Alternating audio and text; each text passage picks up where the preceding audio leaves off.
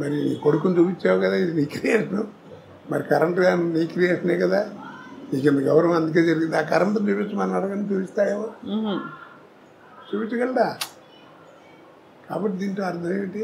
The power which is created by you, the power which is created by you, which you cannot see, which you cannot touch, that power is a God. అది నువ్వు Allah అనుకో, Jesus అనుకో, ఏమనుకుంటావు అనుకో, power is a God, G O D God. Such a beautiful revolution sir. మీరు చెప్తుంటే నిజమే అనిపిస్తుంది కదా సార్. చెప్పగలడా? చూపించలేడు. అక్కడ దాకా ఎందుకు పోయినా అంత ఎక్స్ప్లెనేషన్ అక్కడ simple. Without X there is no mathematics. అవునా? ఎక్స్ లేదే మ్యాథమెటిక్స్ లేదు. అవును. వాట్ ఈజ్ ఎక్స్ చెప్పండి? What is X? మనం ఏరిస్తే అదే. ఎక్స్ బదులు వై పెట్టు. What is Y? నువ్వే క్రియేట్ చేస్తావు దాన్ని, దాని గురించి చెప్పలేవు. The power which is created by you, which you cannot see and touch, that power is a god. వాడే భగవంతుడు. అందుకే రూపాలను ఊహించుకు పెట్టుకోవడం తప్ప మనం ఎవరు చూడలేదు. ఈ డిస్కట్లు ఊరికే 8 నిమిషాలు ఉంటాయి, 7 గడ్డాలు ఉంటాయా, ఇవన్నీ పిచ్చి మాటలు. ఎవరి తత్వం వాడిది, నా నమ్మకం అది.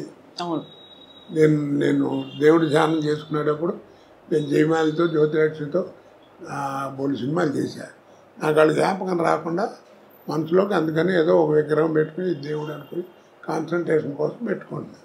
అంతేగాని నాకు నేను చూశాను వాళ్ళతో చేశాను కాదు దేవుడితో. ఎట్ట మర్చిపోతాం? నేను ఇండస్ట్రీకి వెళ్ళినప్పుడు కొత్తలో ఆయన శత్రు డైరెక్టర్ సత్యమూర్తి గారు, ఆయన డైరెక్టర్, ఒక సారాగొట్టు ఆపరేటర్ వేషం నాది. అది ఓపెనింగ్కి డ్యాన్స్ గురించి పాట పెట్టాడు. నాకు తెలీదు ఇవాళ పాట ఉందా, నువ్వు కాసేపు నైట్ పని చేయాలని చెప్పాడు. సర్లే అనుకుని వెళ్ళాం. వెళ్తే ఏదో మ్యూజిక్ గీజిక్ వేసారు, అయిపోయింది. కోట రాని వాళ్ళిద్దరు వస్తారు, డాన్సులు రాగానే ఇట్లా లేవాలి అని అన్నాడు. సరే అని ఇట్లా లేద్దామని రెడీగా రిహార్సల్ చేసి కూర్చున్నాను. తక్కువ యాక్టప్పుడు జ్యోతిలక్ష్మి జయమాలి ఇద్దరు వచ్చారు. ఎదురు వచ్చి నా తోళ్ళ మీద కూర్చున్నారు. నాకు ఎట్ట ఉంటుంది? సినిమాలు ఎక్కడ చూసాను, అంతే కదా. 10 టేకులు తీసుకున్నా. ఏందంటాడు. అప్పుడు జ్యోతిలక్ష్మి గారు అంది, మీరున్నాను నేను చెబుతాను, ఏమండి నీకు ఆశ్చర్యం వేస్తున్నావునా? అవునమ్మా, నాకు అసలు ఆశ్చర్యం మీతో నేను కళ్ళ కూడా అనుకోలేదంటే అది అంతేనండి అందరూ అనుకుంటారు. పర్లేదు, ఏం పర్లేదు అని కాసేపు సరదా మాట్లాడి అంటే మేము మళ్ళీ టేక్ అయిపోయింది. తర్వాత 10 సినిమాలు చేసిన ఇద్దరం కలిసి. అది వేరు సంగతి చెప్తున్నా. అలాంటి భావాలు ఏం రాకుండా ఏదో పెట్టుకుని ఓ దేవుడు అని చూసుకుని ఒక విగ్రహం పెట్టుకుని ఊహతో పెట్టుకునేది, అంతేగాని దానికి ఇదేం కాదు. అందుకే అంటారు పెద్దలు ఏమని చెప్పాడు, మనసు ఫ్రెష్గా ఉండాలి. అంతేగాని స్నానం చేసేవా లేదా, అది చేసేవా లేదా, ఇవన్నీ కాదు, మనసు ఫ్రెష్. శంకరాచార్యులు వారు చెప్పాడు, మనకి బంధువులు లేరన్నాడు. అర్థమైందా? బంధువులు లేరు. మీ నాన్న నువ్వు ఇంత పైకి రావడానికి ఎంత కష్టపడి చేశాడు, వాడు చేసి వెళ్ళిపోతాడు, చేతులు కడుక్కుని వెళ్ళిపోతాడు. నీ పిల్లలు నువ్వు చేస్తావు, నువ్వు వెళ్ళిపోతావు. ఇట్స్ వ్యాపారం.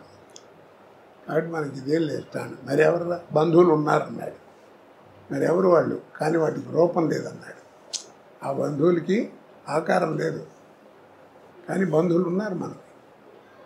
ఎవరు వాళ్ళు? సత్యం మాత. సత్యం అనేది నీ తల్లి, పితా జ్ఞానం, నీ జ్ఞానం అనేది తండ్రి. సత్యం మాత, పితా జ్ఞానం. ధర్మో భ్రాత, నీ ధర్మగుణం నీ సోదరుడు, తోడబుట్టినవాడు. దయాసఖ, నీ దయాగుణం నీ స్నేహితుడు. శాంతి పత్ని, నీ శాంతి గుణం అనేది నీ భార్య. క్షమాపుత్ర, క్షమాగుణం అనేది నీ పుత్రుడు. షడైతే మా బాధ, యారేరా నీ బంధువుడు అన్నాడు. సత్యం మాత, పితా జ్ఞానం, ధర్మం భ్రాత, దయాసఖ, శాంతి పత్ని, క్షమాపుత్ర. యారురా నీ బంధువుడు. అందుకని గుండె మీద చేసి చెప్పు అంటాం మనం పెద్దవాళ్ళు. రాత్రులు పడుకున్నప్పుడు మనిషి బాగుపడాలంటే ఏమి చేయక్కర్లేదు, అలా పడుకుని గుండె మీద చేసుకుని ఇవాళ ఈ ఆరుగురితో ఎలా ఉన్నాను నేను అని ఆలోచించుకో. చాలు, నువ్వే బాగుపడతావు. ఎలా ఉన్నాను, మంచిగా ఉన్నాను, చెడ్డగా ఉన్నాను, ఏంటో నాకు నీకే తెలుసు. ఇక్కడ నీ క్వశ్చన్ ఆయనే చెప్పాడు, సమాధానం కూడా ఆయన చెప్పేశారు. అవును, అది జీవితం. కాచి వడబోస్తారు సార్ జీవితాన్ని మీరు అద్భుతంగా, వ్యక్తిగతంగా. అలాగే మీరు అన్ని రసాలు చూశారు, విషాదం చూశారు, సంతోషం చూశారు, విజయం చూశారు. మరి నేను పడ్డ బాధలు ఎవరన్నా పడ్డారు? నీకు తెలుసు కదా అన్ని. అవును సార్. మరి నా కీర్తి ప్రదేశాలు అంత గొప్పగా ఇచ్చాడు, బాధలాడ ఇచ్చాడు. నా అదృష్టం ఏంటంటే ఈ రెండింటిని తట్టుకునే గుండె ఇచ్చాడు. వాటిస్తే తాగిపోతే ఎప్పుడో నాశనం అయిపోయాడు.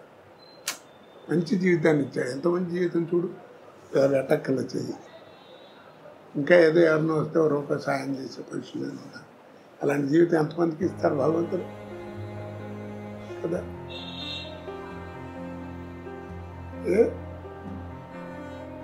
అన్నం పెడుతున్నావు నిజంగానే. అంటే మీరు భగవంతుని స్మరించుకొని అంత రెండింటిని అంత బేరేజు అంటే సమపాళ్లలో చూడగలుగుతున్నారని మీకు నమస్కారం చేశాను. ఏం చేస్తావు? కష్టం వచ్చినప్పుడు అలాగే కష్టం వచ్చినప్పుడు ఏం చేయను, నాకు నిద్ర పడదు. రాత్రి పడుకునేవాడు 3 అయింది, అట్ట మంచం మీద కూర్చునే ఉన్నాను. దేవుని తలుచుకుంటూనే ఉంటాను. అందరినీ నాకు జ్ఞాపకం వచ్చింది దేవుళ్ళలో తలుచుకుంటాను. అంటే అది మనం ఏం చేయగలం? ఇప్పుడు ఈ జాతకాలు ఇవన్నీ చూసి చెప్తారు కదా, అవన్నీ మనం ఇవి ఉన్నాయంటే దాని క్వశ్చన్ ఆన్సర్ లేదు. ఉంటే లేకుండా ఎందుకుంటుంది? ఎందుకుండదు? జాతకం అనేది ఇట్స్ ఎ డిక్షనరీ. మనం తెరిచి చూసుకుంటే నాయన బలాన్ని పీరియడ్ కొంచెం బాగాలేదు, జాగ్రత్త అని చెప్తుంది అంతే. అంతేగాని ఈ క్షణం బాగుండదు, ఇది బాగుండదు, ఇది బాగుండదు అని ఎవడు చెప్పలేడు. కాస్త జాగ్రత్తగా ఆ పీరియడ్లో ఉండటం కోసం నీకు గైడెన్స్. కానీ అసలు జీవితం అది కాదు. నీ లైఫ్ స్పాన్ ఎవరు చెప్పలేరు. అవును. ఎందుకంటే నువ్వు తల్లి కడుపులోంచి బయటపడి భూమి మీద పడంగానే కేర్ మనం అరుస్తాం కదా, ఏడుస్తాం. అవును. ఇక్కడ కేర్ మనగానే పైన బేరం అనే డేట్ ఫిక్స్డ్. కేర్ మనటం పైన బేరం అనే డేట్ ఫిక్స్డ్. ఇక దాన్ని మార్చేది లేదు. ఇక్కడ నుంచి అక్కడ ప్రయాణం కావద్దు. నీ ఆర్థిక స్థితిని బట్టి ఫస్ట్ క్లాస్లో వెళ్తావా, సెకండ్ క్లాస్లో వెళ్తావా, జనరల్ కంపార్ట్మెంట్. లైఫ్ మ్యారేజ్ అయితే it is linked with your wife.